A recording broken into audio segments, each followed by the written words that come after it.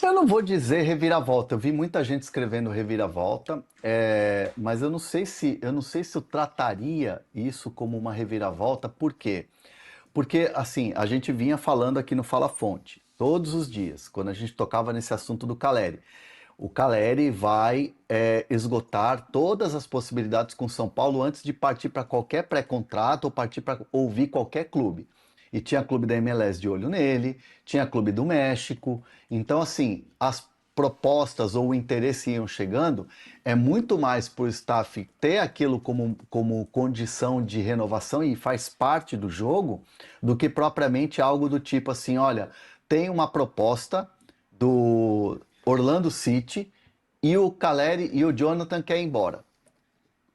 O que fez o Alan Franco? Alan Franco tinha uma proposta do Tigre, do Tigres do Tigre do México, do Tigres do México e foi embora. Queria ir, pediu para ir embora. O Enzo Dias quer ser negociado. O Jonathan Caleri em nenhum momento virou e falou assim: olha, eu não vou embora, eu vou embora, eu não quero renovar, eu quero ouvir propostas. Em nenhum momento. O que teve de discordância ali na hora de negociar é que assim, o Jonathan Caleri com seus representantes pediram uma valorização salarial dentro daquilo que ele é, como jogador, como construção de carreira, como construção de imagem, o capitão do time, o cara que fala no vestiário, o cara que fala a verdade olho no olho nos caras quando o negócio não tá legal. Então, assim, é um pacote Caleri que hoje é para além dos gols, para além do jogador dentro de campo. Voltou a fazer gol e gol importante contra o Flamengo. Né? Ele vinha numa secura, começou o ano muito bem. Então, assim, o São Paulo, com essa dificuldade financeira, apresentou uma contraproposta que foi muito abaixo. Então, precisava o que para esse negócio andar? O Caleri cedeu um pouquinho, o São Paulo cedeu um pouquinho, no caso, aumentar um pouquinho.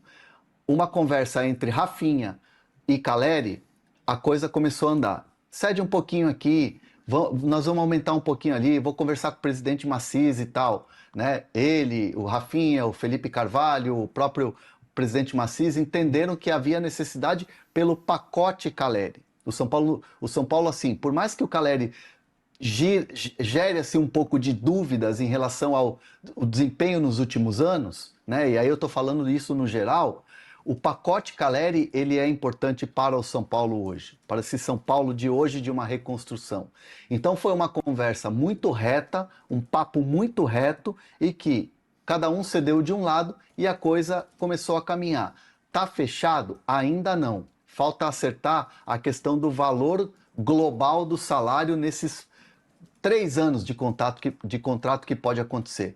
Porque são 2 anos que ele vai assinar, tendo a possibilidade de extensão de mais um se ele tiver 60% de jogos como titular, que é uma meta não tão alta, mas também ela não é tão baixa. Né? Ainda mais o jogador que se machuca, aquela coisa toda. Então o São Paulo colocou essas condições. A coisa está avançada, porém ainda não está assinada. Deve resolver até sexta-feira. Mas foi algo interessante para o São Paulo e também para o Caleri. Acho que casou muito com aquilo que a gente vinha falando. O Caleri em nenhum momento iria abandonar ou deixar o São Paulo nesse momento, por mais que surgissem propostas e propostas vantajosas. É o dólar do México, é o dólar da MLS, jogando uma vez por semana, né? Não tão exigente como é o futebol brasileiro. Então o Caleri está satisfeito, queria ficar no São Paulo, não queria ouvir outras propostas até esgotar com o São Paulo, e aí a vida vai seguir com o Caleri podendo ficar até mais 3 anos no São Paulo. Boa, Hernan. A Fran Oliveira perguntou assim sobre o Alan, se ele pode sair do Palmeiras. Daqui a pouco o Hernan vai responder por aqui. O Wagner Consentino falando, cadê reforço no Santos?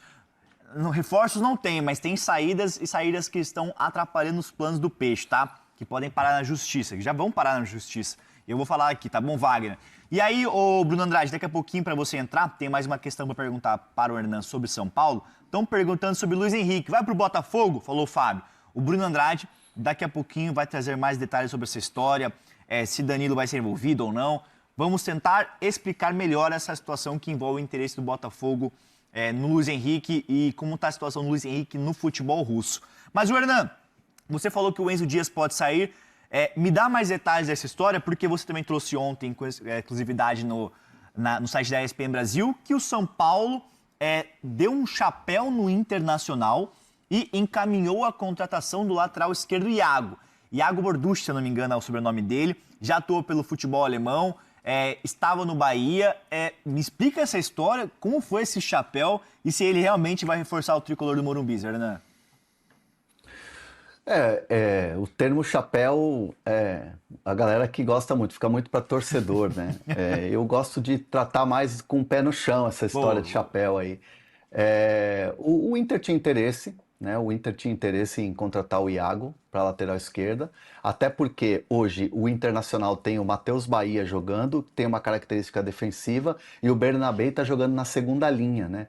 Então até para você ter alternativas ali na lateral esquerda, o Internacional estava de olho nessa contratação. Mas o São Paulo sempre teve interesse no Iago, sempre olhou para o Iago e, aliás, trazendo aqui uma novidade, essa contratação do Iago é um pedido do Dorival Júnior, é um desejo do Dorival Júnior.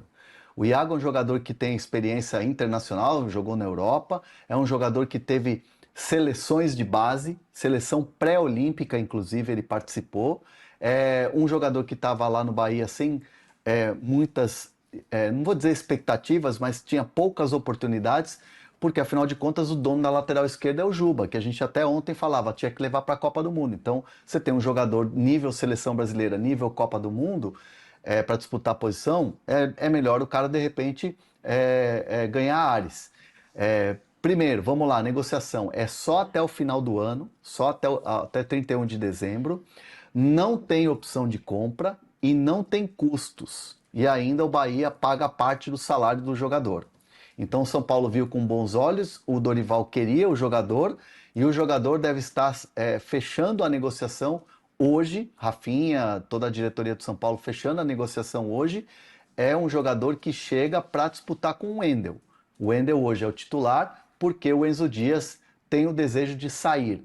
Já alegou problemas pessoais, depois o próprio Dorival não relacionou por questões ali técnicas, né, da decisão da comissão técnica, e é um jogador que tem a intenção de sair. Então o São Paulo vai trabalhar com o Enzo Dias e com os empresários essas propostas que devem chegar na janela para o Enzo Dias sair. E aí, quanto isso, o jogador volta, o jogador vem, no caso o Iago. E aí fala assim, se não der certo o Enzo Dias, como é que fica? Uma informação de bastidor, o Dorival tem falado para a diretoria do São Paulo que quer pelo menos 3 jogadores por posição. 3 jogadores por posição. Então ele teria 3 laterais do lado esquerdo. Pode parecer muito e tal, mas é um desejo do treinador. Então essa é uma situação em que o São Paulo se vê muito tranquilo por fazer um contrato curto, custo zero e tal, sem opção de compra, com parte do salário ali pago pelo Bahia. Perfeito, André Hernan.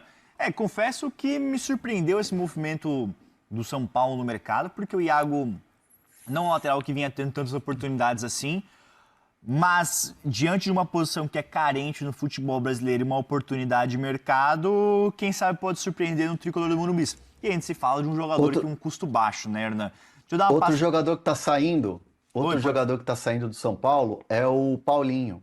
Opa, isso é bom, novidade. O Paulinho está saindo para o Botafogo de Ribeirão Preto. Existe um dos donos ali da SAF, né, um dos gestores da SAF ali do Botafogo é o Adalberto Batista, que foi dirigente do São Paulo, né, um tempo atrás, na gestão Leco, se eu não me engano. É um cara que trabalhou muito na diretoria, transita muito bem nos bastidores do São Paulo. E aí, num primeiro momento, isso até o meu parceiro Gabriel Sá, que publicou que num primeiro momento seria um empréstimo e tal. Conversei com algumas pessoas do São Paulo que me disseram que o modelo de negócio é diferente. Ele vai ser cedido em definitivo para o Botafogo, hein? É um negócio que está sendo feito. Mas quanto vai custar? Num primeiro momento, 0 para o São Paulo. São Paulo fica com 40% do jogador. Então, assim, está sendo cedido ao Botafogo para ganhar vitrine, aquela coisa toda e tal. Obviamente, o Botafogo pagando o salário do jogador e o São Paulo fica com 40%. Então, teve um 180 aí nessa negociação que, num primeiro momento, sim, de fato, como o Gabriel Sá escreveu publicou era de empréstimo, mas depois o negócio virou definitivo, com o São Paulo ficando com 40%. Paulinho, vi pouco jogar, mas muita gente elogiava da base da base do São Paulo, mas aí é um jogador que sem espaço é aquela coisa. O que é melhor? Você ter um jogador insatisfeito ali de repente, com um contrato ali quase acabando? Então é uma situação em que o São Paulo às vezes tem que tomar decisões e a